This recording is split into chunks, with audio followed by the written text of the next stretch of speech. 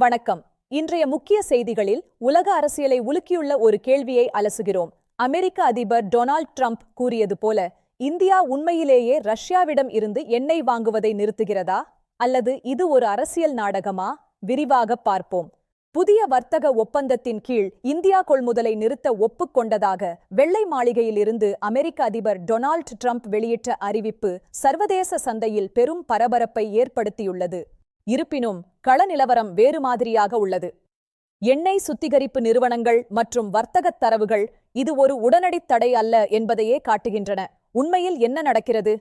இந்தியாவும் ரஷ்யாவும் எண்ணெய் வர்த்தகத்தை முழுமையாக நிறுத்தவில்லை என்று அதிகாரப்பூர்வ புள்ளி விவரங்கள் தெரிவிக்கின்றன. விநியோகம் குறைந்துள்ளதே தவிர முழுமையாக நிற்கவில்லை. ட்ரம்ப் குறிப்பிடும் அந்த புதிய வர்த்தக ஒப்பந்தம் என்ன? அதன் ஷரத்துக்கள் இந்தியாவுக்கு சாதகமாக உள்ளதா அல்லது அமெரிக்காவின் அழுத்தத்திற்கு இந்தியா பணிந்துவிட்டதா என்பதை இப்போது விரிவாக பார்ப்போம். பல தசாப்தங்களாக தொடரும் இந்தியா மற்றும் ரஷ்யா இடையிலான உறவு வெறும் எண்ணெய் வர்த்தகத்தை மட்டும் சார்ந்ததல்ல. அது ஆழமான நட்பு மற்றும் பரஸ்பர நம்பிக்கையின் அடிப்படையில் அமைந்தது. இந்திய எண்ணெய் சுத்திகரிப்பு நிறுவனங்கள் ரஷ்ய எண்ணெயை தொடர்ந்து வாங்குவதற்கான முக்கிய காரணம் அதன் தரம் மற்றும் விலை. இந்த இரண்டு காரணிகளும் இந்திய சந்தைக்கு மிக முக்கியமானவை.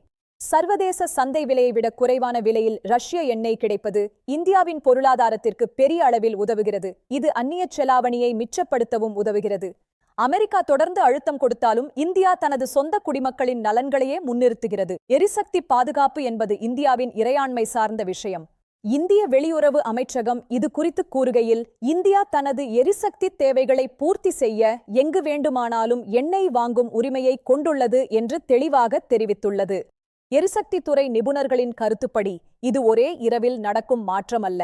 நீண்ட கால அடிப்படையில் இந்தியா தனது எண்ணெய் கொள்முதல் மூலங்களை விரிவுபடுத்தவே முயற்சிக்கிறது. இது ஒரு படிப்படியான மறுசீரமைப்பு. சந்தையின் போக்குகளும் இதையே உறுதிப்படுத்துகின்றன. எதிர்கால ஒப்பந்தங்கள் மற்றும் கப்பல் போக்குவரத்து தரவுகள் ரஷ்ய எண்ணெய் தொடர்ந்து இந்திய துறைமுகங்களுக்கு வருவதை காட்டுகின்றன. மறுபுறம் ரஷ்யாவும் இந்தியாவிற்கான எண்ணெய் விநியோகத்தில் எந்த தடங்களும் இருக்காது என்று உறுதி அளித்துள்ளது. இரு நாடுகளுக்கும் இடையிலான வர்த்தக உறவு வலுவாகவே உள்ளது. உக்ரைன் போர் மற்றும் மேற்கத்திய நாடுகளின் தடைகள் காரணமாக மாறியுள்ள பூகோள அரசியல் சூழலில் ரஷ்யா இந்தியாவையே தனது முக்கிய சந்தையாக கருதுகிறது. இந்த புதிய வரைபடம் அதை தெளிவாக காட்டுகிறது. அதே சமயம் இந்தியா ரஷ்யாவை மட்டும் நம்பியிருக்கவில்லை. தனது எரிசக்தி பாதுகாப்பை உறுதி செய்ய வேறு எந்தெந்த நாடுகளில் இருந்து இந்தியா எண்ணெயை வாங்குகிறது? ஈராக், சவுதி அரேபியா போன்ற மத்திய கிழக்கு நாடுகளுடனான வர்த்தகத்தையும் இந்தியா சமநிலையில் வையுள்ளது. இது இந்தியாவின் ராஜதந்திரத்திற்கு ஒரு சிறந்த எடுத்துக்காட்டு. ஒருவேளை ரஷ்ய எண்ணெய் இறக்குமதி முழுமையாக நின்றால் அது சாமானிய மக்களின் வாழ்க்கையை எப்படி பாதிக்கும்? பெட்ரோல், டீசல் விலை உயருமா? பொருளாதார நிபுணர்கள் என்ன சொல்கிறார்கள்? கண்டிப்பாக விலைவாசி உயர்வு மற்றும் பணவீக்கம் ஏற்படும் அபாயம் உள்ளது. இதை தவிர்க்கவே இந்திய அரசு மிகவும் கவனமாக காய்களை நகர்த்தி வருகிறது. அடுத்த சில மாதங்களில் இந்த நிலைமை எப்படி மாறும்? அமெரிக்காவின் அழுத்தம் அதிகரிக்குமா அல்லது இந்தியா தனது நிலைப்பாட்டில் உறுதியாக இருக்குமா? காத்திருந்துதான் பார்க்க வேண்டும்.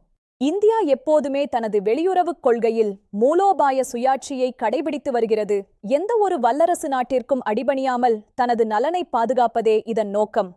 சுருக்கமாக சொன்னால், ட்ரம்பின் கூற்று ஒரு அரசியல் அழுத்தமாக இருக்கலாம். ஆனால் இந்தியா தனது எண்ணெய் வர்த்தகத்தை உடனடியாக நிறுத்தவில்லை என்பதே உண்மை.